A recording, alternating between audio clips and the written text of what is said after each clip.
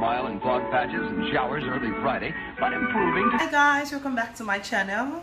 I'm still Favor Karen, and I'm so sorry I left you guys hanging and waiting for me for weeks. I'm so sorry. I was caught up in lots of personal issues and I had to sort out. So I've had this video for a while and I said to just post it today. Yeah. So like the title, I'm going to talk about betrayal, especially when it comes from people you thought were your pals, like very close pals. So I will give you guys a very short story of when I was betrayed, and I was betrayed by a friend. So aside from this day, now hold on, have you subscribed to my channel? You haven't, and you're still watching. Don't mind me. Please subscribe to my channel, like, comment, tell people, and turn on your notification buttons. Yeah. So I had a friend who was so close to me, and from afar I really wanted to bring her close to me. So I told her most things about myself. Now, on this very beautiful evening, went out. The girl in question, one of that chick, my friend too, and a guy approached us. At first I felt he was going to talk to my friend. Okay, I'm going to call her the betrayer. Zina. So I'm just going to use Zina. So I thought I was going to talk to Zina because Zina had this very beautiful shape, and she was just coffee. Like, we go out every time, everybody tends to say hi to her, and to I and my other friend, I will call her Zana. Yeah, Zana. So Zana was just plain. We had straight bodies together. We both have straight bodies. So going out every time, it was more of people talking to Zina, saying hi to Zina, men especially saying hi to Zina more.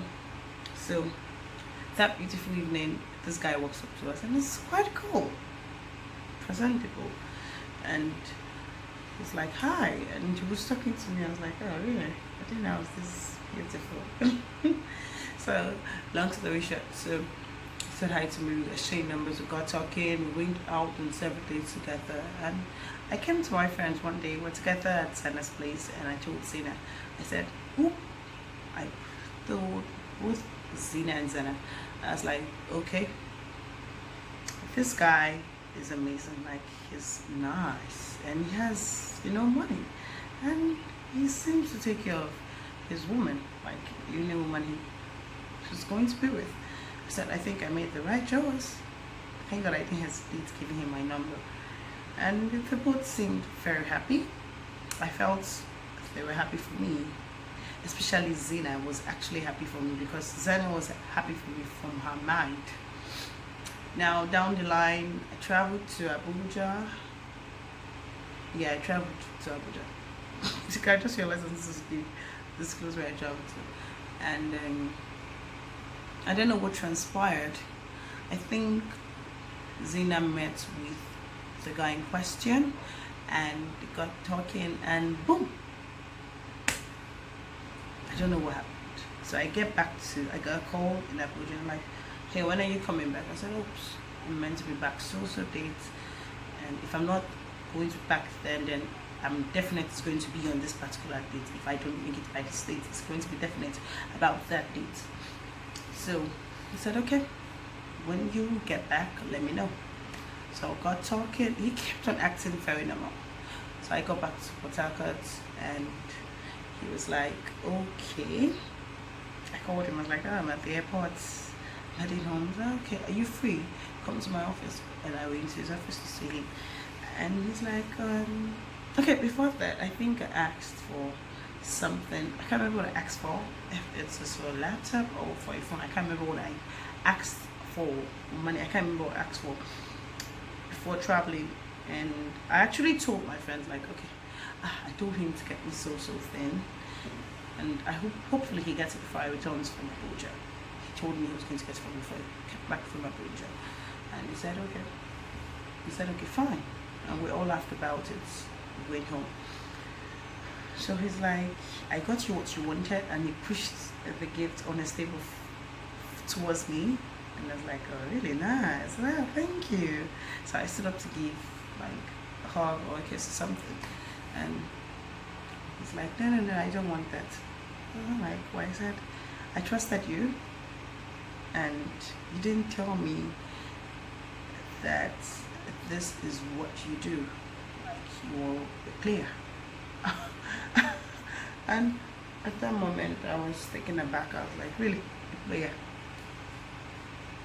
Favor? Where? How? So he mentioned someone's name, and when he mentioned that name, I said the only people I've discussed about that particular person was just Zena and Sana. So I called. I've known Zana longer than Zena, and we have lots of occasions whereby I come with the opposite sex, and Zana has been given opportunities to actually betray me, and she hasn't. So my first question was like, not with this particular person. She hadn't messed up my previous relationship. If she wanted to, she would have sabotaged it. So why would she do this even when she knew this was not going to? This was not something I actually put my mind. I wasn't. It was just something that was sprouting. If I could use that word, she wouldn't do that. So my second thought went to Sana. I got to work on Monday. I was still on easy of, okay, I'm going to call. So I called Zana off the phone, and I was like, can you believe what this person in question, Mr. X, said? And it's like, she just said, are you sure it's not Zana who told him? I said, really?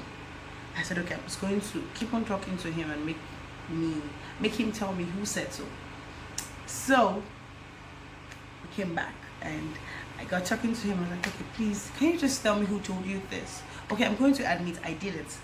Deep down inside my heart, I know the person she told him about I had a history with him. He was not in my present like she presented to him. Whoever presented to him. Anyway. And he was like, he kept insisting. Then he said, then one day he called me up on the phone and said, can you make me so please? And we sat down. We had dinner together. He was like, okay, you're actually someone who is likable. I like you. So I'm going to tell you straight up, you should mind the friends you keep around you. I was like, okay. So I was just patient. I was going to react normally, but I was just so patient about everything. And he said, I had to make inquiries because of the way I like you. I made inquiries. I asked other people, like, who's this Faith? I need to know more about her. And he got people asking questions. And people were like, oh, no, she's not that kind of person. She's not that kind of person. So he said it was the sinner. Oh, Jesus. I was not really surprised because at that moment I knew the only two people who knew about the third other person was just Zina and Zana. So, and my sister, one of my sisters anyway, and I knew my sister won't have time to disclose that to anybody. So I kept quiet. I was like, okay. We had dinner, went home. So the next day I was like, I was not going to call. I called Zana. Zana said I shouldn't call Zina. And I ended the call. I said, now you're consigned. Now you're palaver. I go call her. So I picked up the phone. I was like, hey, Zina, what's up? I said, you went to tell Mr. X that I did this, I did that. And she was quiet over the phone. We ended. So for months, I didn't really talk to her. Yeah, I didn't talk to her. I still had a number. Someone calls me up one day, and okay, I actually noticed she wasn't viewing my status any longer. I felt okay, it was actually beef. Then I noticed she wasn't posting either because she loves posting on her WhatsApp status, just like I love posting. So I called her. I was like, "Are you fine?" She said, "Oh, okay." Her number wasn't going through. So once when I tried my best to reach her and it wasn't going through, she wasn't no longer staying where she used to stay. So I got to a party one night and she walked in. I was like, madam, it's been long, where have you been? We got talking, we sat down together, like I kept eating. Now, how to deal with people who betray you and they still find a way back into your life. The first thing I did was, the person who I was sitting with that night at the party, she was like, she kept asking, is this your boyfriend? Is this your boyfriend?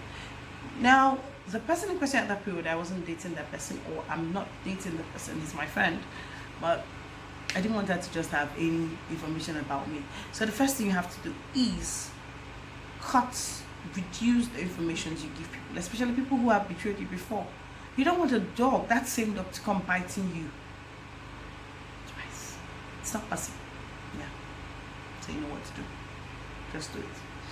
So at that moment, we got talking, we exchanged. She said, oh, she had a new line. We exchanged numbers, we posted some things, we used to talk, we used to chat once in a while. So I noticed something. I think someone actually noticed it first. I was like, I think she's always shading you on her WhatsApp. And I said, I don't care. Like, if you want to shade me, don't be scared to call me up and say, put my name on your status. I pray you did this, favor you did this, shit. And so the first thing you have to do is reduce the information you let them, you give to them, rather. Reduce the information, especially sensitive information. When these betrayals are coming back into your life, you need to reduce the information you give out to them. It's very, very, very important, because the information they have about you is like a power. So you're scared of losing them. Like, oops, if they go out of my life again, they're going to tell the world that I like chocolate cakes. Oh, that's a secret. I don't want anybody to know that my stomach is actually big. My waist size is 36. And people think my waist size is 29. So you see, that's sensitive information, for instance. So you know the information. And when you come around them, like personally, I went out last year to a party with her. Someone hosted, and I was so conscious of my drink, of my food, anything I put in my mouth. I was so conscious of it. Like, I would drink and I want to use the restroom, and I have to finish with that glass, and I leave the glass there. And when I'm coming out of the restroom, I tell her, excuse me, I talk to the bartender, but could you help me with another glass?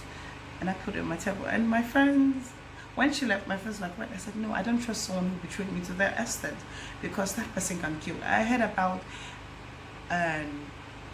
Abuja based a few days ago, who was allegedly poisoned by her friend, one of her friends, and persons on the run. It happens. I know one of our family friends who was poisoned, and he eventually died by one of his friend, like his close buddy. The guy is currently still in prison. It happened about 14 years ago, and the guy is still in prison, but he's been in the prison is not going to bring back my friend's life. You get? So when you're having betrayers back in your life, you need to be careful around them, because they're going to turn back and bite you a second time. Most times, in most cases, they bite the second time, and you're like, they told me, but I did not yet. So you have to be very careful around them. Like when she did that, I told someone, I said, for her to do that to me, I trusted her with some sensitive information, and she still had to sting me. It's like a scorpion sting. So I can't trust that. My other friends are like, no, people, you're taking this too personal. You're being too extra right now. And I said, it's not being extra. It is being careful. You betray me. I don't know why you think I should leave my drink or my food with you. It's a different ball game when I know people who gossip, and most times I just walk out of the place and put my phone on record.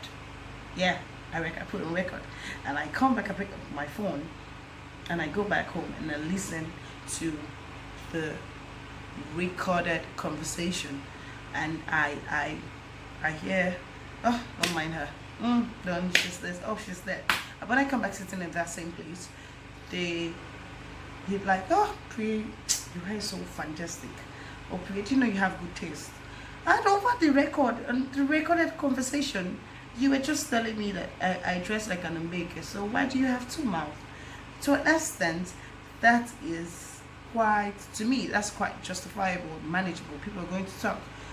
whether good or bad about you. I've had people who say crazy things about me. When I come in their presence, they can't even say it to my face. Then someone who tries to jeopardize a relationship, which you've told them that, oh, I think I'm actually liking this person. It might not just be a man. Now, let me tell you the second part she did about the other person in question. And now we discussed business ideas. I love my friends so much, because my friends don't sit down and we talk about men or clothes or whoever all day. We talk about business. Our eyes are always looking for money. What is the most lucrative way to make money now? Is it forex? Is it hair? Is it ponds? Is it bra? What are we going to stop to make money? We don't want to sit down being redundant. Yeah, we have 8 to 5 jobs, but we need a side hustle. So we talk about money a lot. So, and now we're in our views. I was like, okay, I'm going to go into selling okrika tops. Yeah, second bend down select clothes, like fairly used, thrifts. And she's like, oh no, she's going to do she called it business. I can't remember what she said exactly. And my other friend was like, okay, I'm going to sew men's clothes. And we ended the conversation. Now, 2 weeks later, my other friend calls me, Sana, and Sana says, hello, can you see Zina? What Zina's doing? Check her WhatsApp status. I was like, okay, calm down, babe. Calm down, ease off. And I checked the status and she was posting the same business that she said she didn't want to do. Boom! She skyrocketed, went to all the necessary consultancy agencies to learn the same profession my friend said she was going to learn. Now, I'm not saying you can, friends can venture, 3 friends can venture into one particular business. 3 friends can venture into logistics, the same logistics and everything. But the issue I had with her was when we had an agreement, we discussed this, and even if we wanted to have a change of mind, I said, okay, hello, Sana, I think that line of business you want to do, I think I have a flair for it. I think I have customers, people who I think will be included. So let's do a partnership, sort of partnership. Or you want this and arrangement, or if you don't want a partnership, okay, this is what I'm going to do. I'm just trying to inform you so you don't feel bad when you sit. So now I'm talking not so much, so you wouldn't say I'm talking from the grievances of the man. I'm talking about the grievances of the other person's business. So now she comes back into this person's life and they had issues. They didn't talk for months, they came back together. Now they still talk. They still talk. But she struck me twice, and it's not twice, I think more than twice, and I'm not going to just talk about the other occasion she had.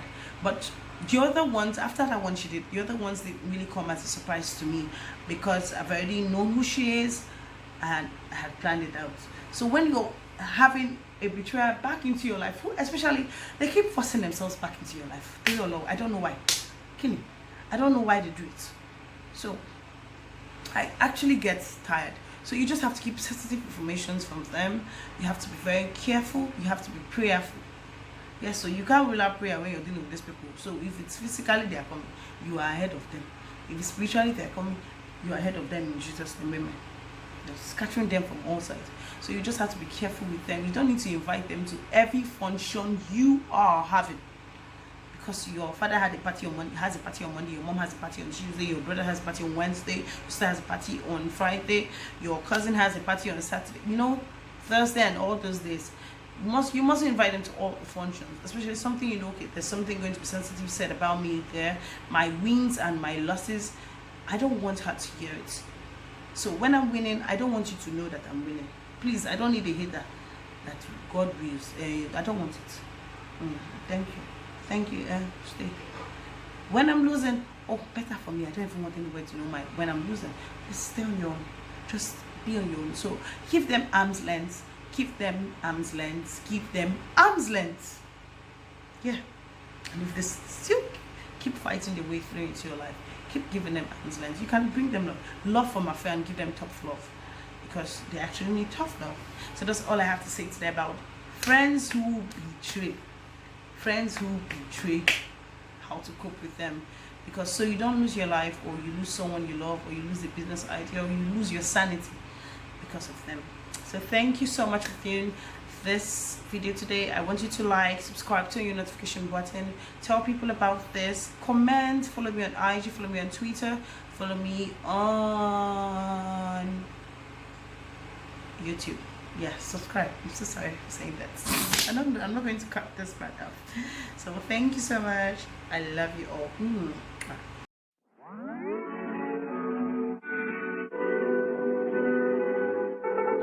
Oh, 1 mile in fog patches and showers early Friday, but improving.